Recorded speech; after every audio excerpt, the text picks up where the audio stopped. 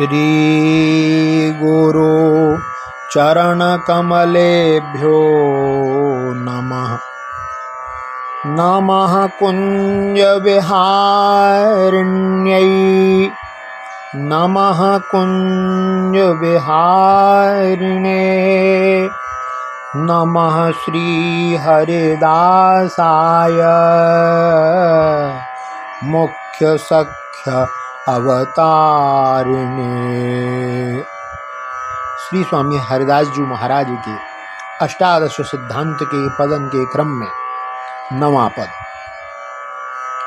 संसार समुद्र मनुष्य मीन नक्र मगर और जीव बहुबंद से मन बयार प्रेरे स्नेह फंद फंद से लोभ पिंजर लोभी मरजिया पदार्थ चार खंड खंड से कहें श्री हरिदास तेई जीव पार भये जे गही रहे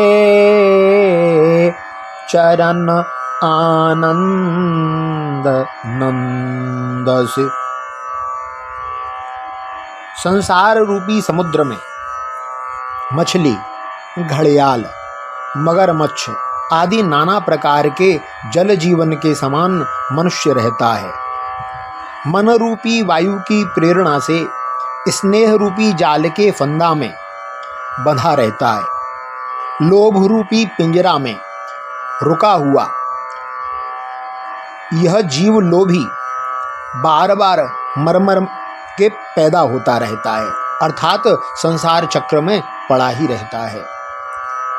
इस आवागमन से कभी छूट ही नहीं पाता। भगवत चरणाश्रय हीन धर्म अर्थ काम और मोक्ष ये चारों पदार्थ भी छिन्न भिन्न होने वाले अर्थात नाशवान ही तो हैं।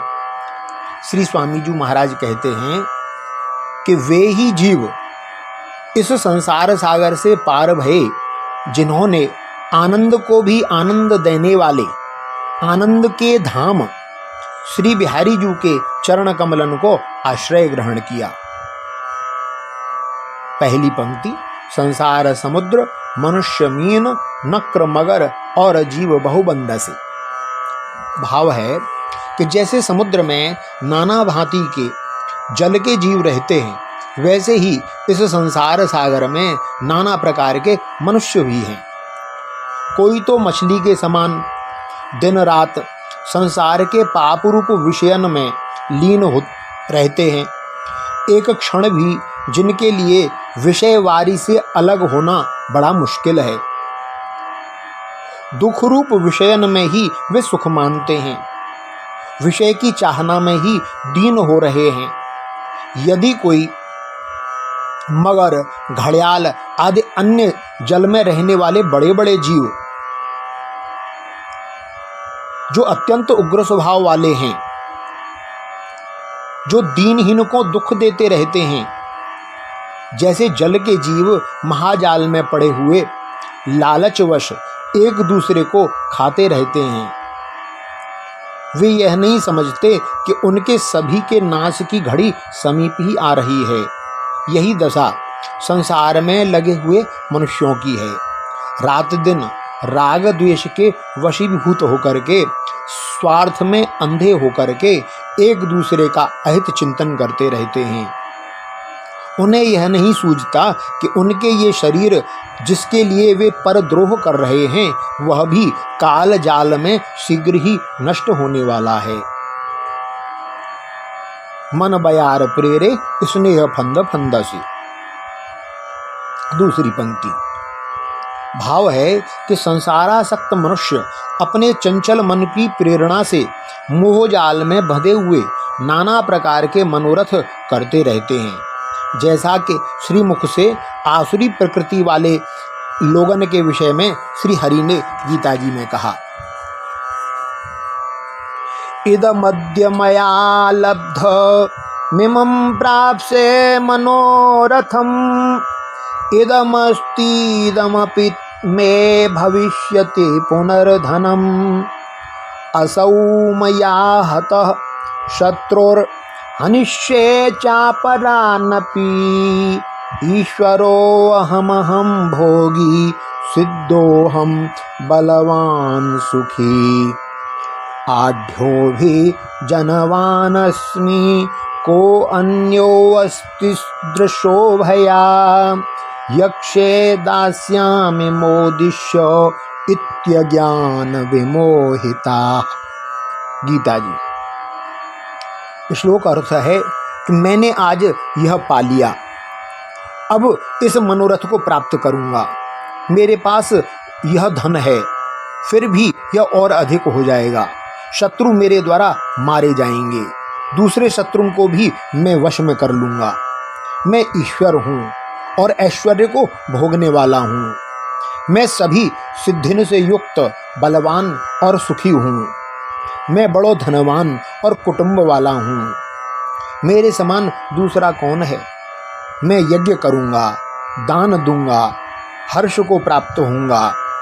इस प्रकार अज्ञान से मोहित यह जीव सदा मोहित हो रहे हैं।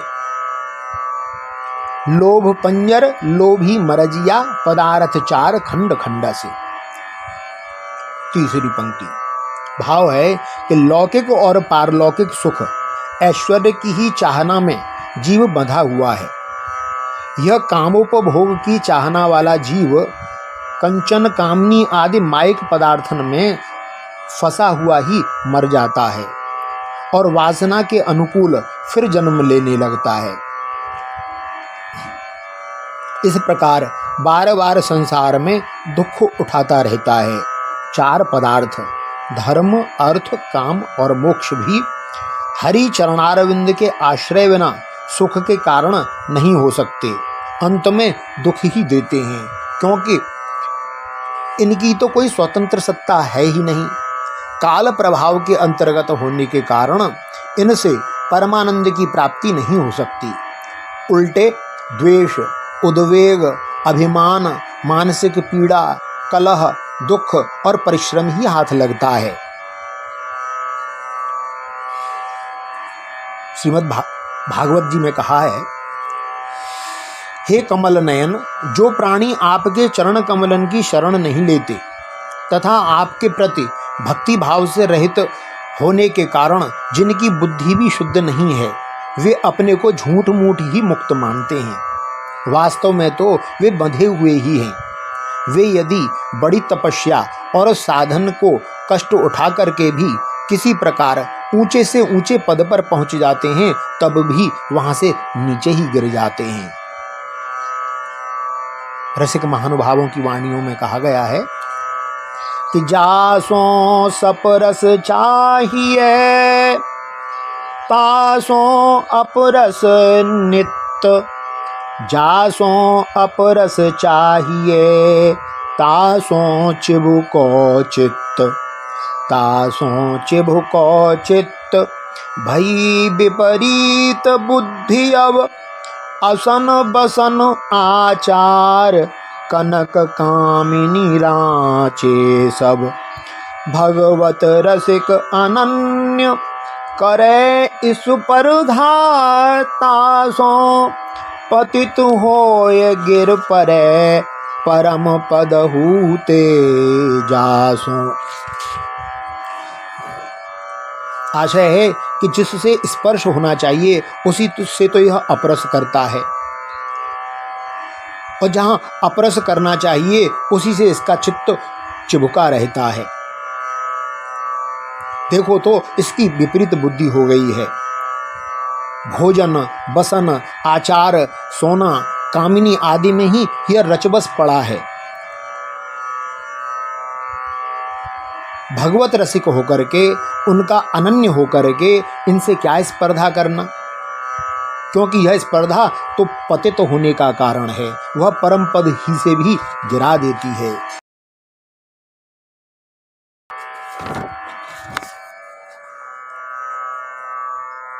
यह संसार समुद्र है।